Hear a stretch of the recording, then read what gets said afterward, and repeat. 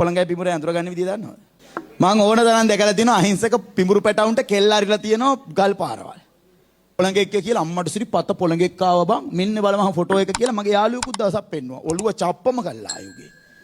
අනේ එක පොළඟෙන් නෙවෙයි එක පිඹුරෙක්. පිඹුරු පැටියයි ලොකු පොළඟයි ගොඩාක් අය වරදියට අරටහ ගන්නවා. පිඹුරු පැටියවයි ලොකු පොළඟවයි හරි දෙන්නම එක වගේමයි. වෙනසකට තියෙන පිඹුරාගේ මේ නිකන් අහන්නේ හොඳේ.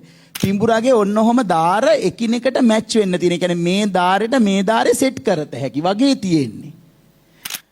පොළඟගේ ඔහම රවුම් ටිකක් රවුම් ගතිය වැඩි. ඔහම තියෙන. ඒවා සෙට් වෙන්නේ නැහැ. එහෙමයි පොළඟයි පිඹුරේ අඳුරගන්නේ. එහෙම දෙන්න අඳුරගෙන එතන පිඹුරෙක් වුණා නම් මොකද? අතින් අල්ලලා වුව එහෙම සංදර්ශන දාන්න යන්න එපා. දුර ඉඳන් මොකින් හරි එලවන්න. මොකද ඔහෙලාගේ අඳුරාගෙන ඉල්ල කොහොම වෙයිද කියලා දන්නේ නැහැ. කියලා ඇරියොත් ඉවරයිනේ. පිඹුරා කියලා වෙන පොළඟේ දාර පොළඟෙක් බදාගත්තා ගිහිල්ලා. ඇරලා දැම්ම ඉවරයි.